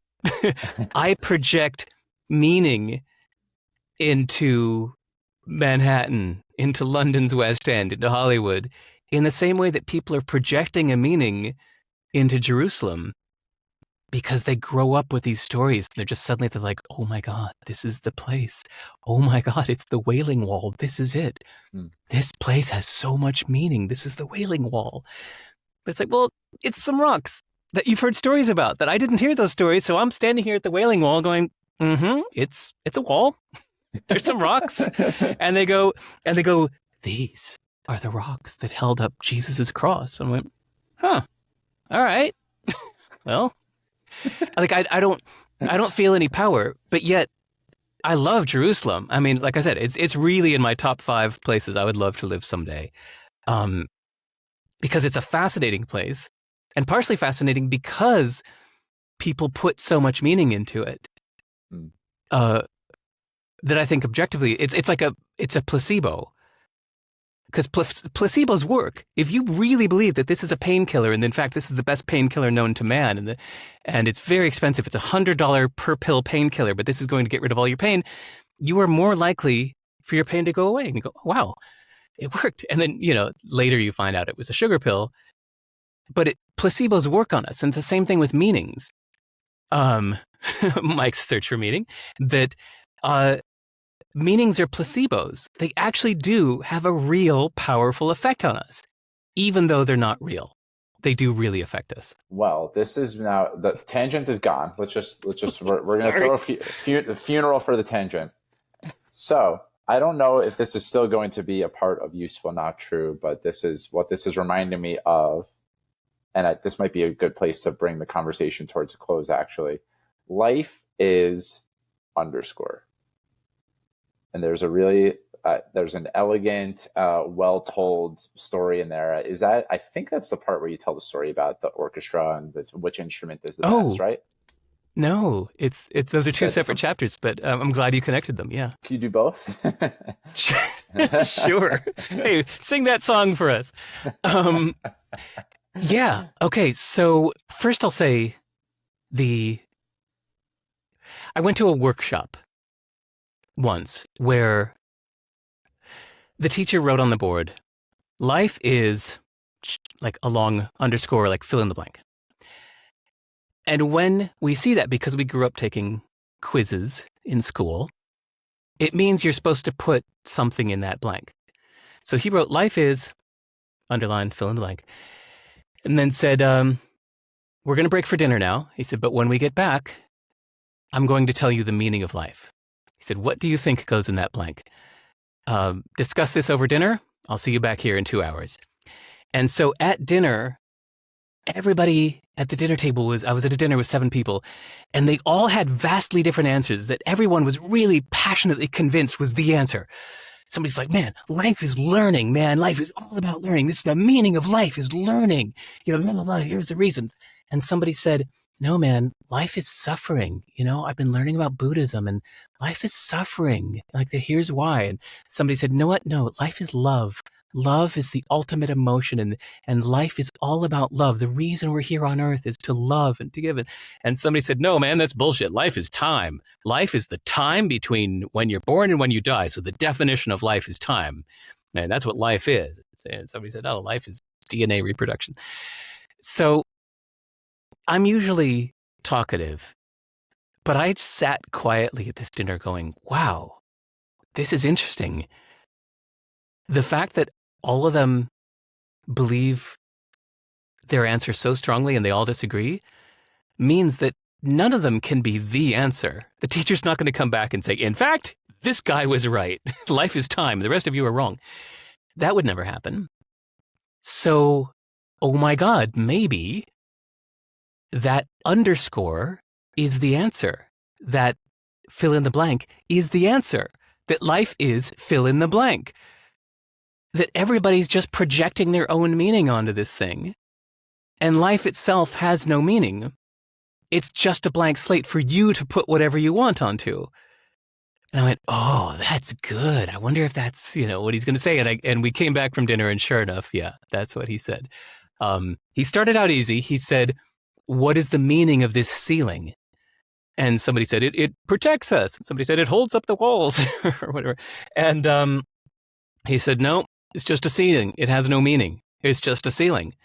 Any meaning you give to it, that's your own. You're putting meaning into that ceiling. He said, what does it mean that you're here this weekend? Somebody said, I'm trying to improve myself. Somebody said, I'm, being the best person I can be. And he said, nope, that's not what it means. That's your meaning that you're giving to you being here. So the fact is, you bought a ticket and you came here. That's what happened. It has no meaning in itself. You're giving this meaning. He said, all right, so what's the meaning of life? And now everybody's like, ooh, life is suffering. Life is suffering. No, life is love. No, life is learning. And he goes, no, that's your meaning. He said, life itself has no meaning. He said, all right, so whatever, DNA, atoms, call it life. You're here. You're doing this thing. You're breathing. Someday you won't. That's it. He said, if you give it meaning, that's your meaning. It has no meaning. Life itself has no meaning. And I was just beaming. I was like, oh, I love this. And it's funny that somebody later said, but Derek, that's nihilism. That's horrible. That's dark. That's nihilism. You can't think that nothing has meaning because that's nihilism. I went, okay. So you're telling me that me saying it has no meaning means that it's bad and means that it's an ism that you've heard of and you've heard that ism is bad? I was like, I don't know. That sounds like you're just putting more meaning into it. To me, it's just, all of this is just, there is what is. There are some concrete facts. I'm snapping my fingers right now. You can see my teeth. The corners of my mouth are up. I guess that that has some meaning to you that I'm smiling. It has some meaning to you that I'm snapping my fingers. But not necessarily. That's just, you're projecting that. Like, I think it's beautiful to make this separation between the actual concrete facts, like that's a ceiling. You're here at this event this weekend. You are alive. That's just a fact. Doesn't have to mean anything, which means that any meaning you put into it You can choose it. Even if your parents, your grandparents, your culture, your city, your friends, your media gave you some meaning and told you, Mike, this is what this means. You might have subscribed to it, but it's beautiful to wake up from the dream and go, oh, that was just a dream. That was just some thoughts in my head. The actual fact is I'm sitting here in this chair right now, and that's it. And any meaning I want to put on this moment or this life is just projected, and you get to choose it. Yeah, it And can that's be the very beautiful part. empowering. It really can. Yeah. That you're at choice, that you're choosing the meaning to ascribe can be Yeah. People might call that nihilism. It can be. That's one shape that it might take, but it also can be really empowering. Yeah. Now we're on to the what's the best instrument? I think this is a really, yeah. Sorry. I get so this is so I wrapped think up a in one really story. great place to move to the end here, I think. And then after you tell this story, maybe a couple of other questions. I've really enjoyed spending this time with you, though. Thanks. So, what was his name? Stravinsky. Hmm. Stravinsky. Igor Stravinsky. It was 1960. In Los Angeles, was rehearsing his orchestra, and a girl that lived nearby kind of snuck into the orchestra and was watching for a while and watching all these instruments. And she was trying to pick which one was her favorite, which one was the best instrument. You know, there's the clarinets and the cellos and the French horns and the timpanis and the flutes. And so this little girl was brave enough to, when they took a break, she looked at the conductor and walked up to the conductor, which was Stravinsky, but she didn't know that, and said, "Excuse me, what's the best instrument?" And the reason we know this story is because Robert Kraft, who was a journalist and author, was a friend of Stravinsky's and often kind of hung around him writing his biography. And so this moment was captured that Stravinsky kind of looked down at this little girl, kind of amused, and decided to take up the challenge. So she said, "What's the best instrument?" He said, you know, there is no best instrument. He said, everybody will argue that their instrument is the best. He said, that cellist is convinced that the cello is the best instrument, and the oboe is convinced that the oboe is the best, and the two will never agree. He said, but that's like philosophy, isn't it? That's like life. He said, the person that's living for the moment is convinced that this is the way to be, and the person that's living for the future is convinced that that's the way to be. And he said, and then she said, but what's your favorite? And he said, time. He said, with time, I can play one instrument at one time and another instrument another time. He said, so you don't have to choose. You can use time so that you can play them all. And he said, just like life. He said, the philosophies of life. You can live for the moment at one time in your life and live for the future at another time in your life. Or, like a composer, you can combine them. I can have the oboe and the viola playing at the same time, in the same way that you might be living for your children and making money at the same time. You combine them because you're making money for your children. You can combine the philosophies. And I just love that story. I love the metaphor of the orchestra, the instruments of the orchestra as a metaphor for the different philosophies that we could live our life by.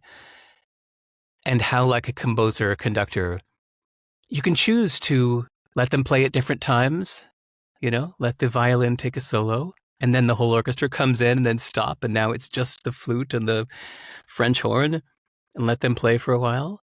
And if you think of that, if you think of each instrument in the orchestra as a way to live, that this is how we live, that you don't need to pick one and say this is the best. You don't need to say the oboe is the best instrument. No, you could just let it play for a while in your life. You can say, okay, I've read Atomic Habits. I'm going to live some habits for a while. I'm not going to declare that this is the answer, this is the way. This is an instrument I can now use because I've ingested this book.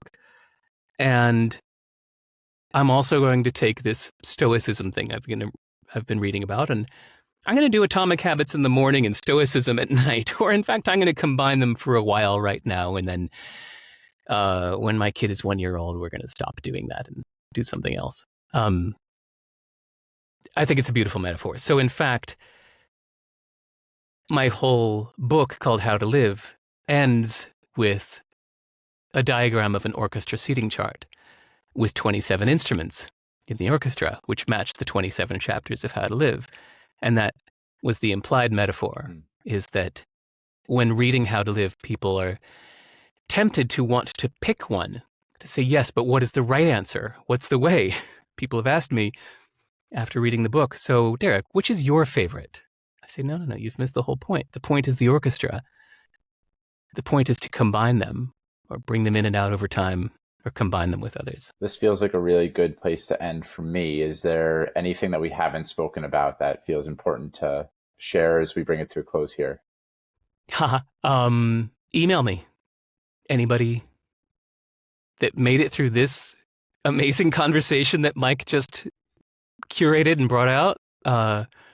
I love this subject. And if you're the kind of person that listened all the way to the end of this conversation and love it, we should meet. So go to my website, sive.rs, and email me. Say hello. I'll definitely make sure to link to that, and hope that people take you up on it. Really kind and generous of you. And it was really kind and generous of you to spend the last 2 hours with me. So thank you for... Oh, dude, sorry to call you out on that generous thing for a second. But like, I thought it was funny that when I talked about that some dude in Dubai let me stay at his home in the Burj Khalifa for free, and you immediately said something about how generous of you. I was like, no, hold on.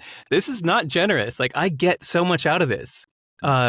This was about the best possible... How long have we been talking? About 2 hours. This has been about the best possible use of 2 hours that I could have had today. This has been amazing. So I get a lot out of this. This has not been generous. And anybody listening to this, if you do email me, don't think that I'm being generous by answering your email. It's fucking cool to hear from people around the world. I love it. So I'm not being generous. You're being generous to me if you introduce yourself to me, because I love knowing people around the world and then the knock-on effects it has from us knowing each other.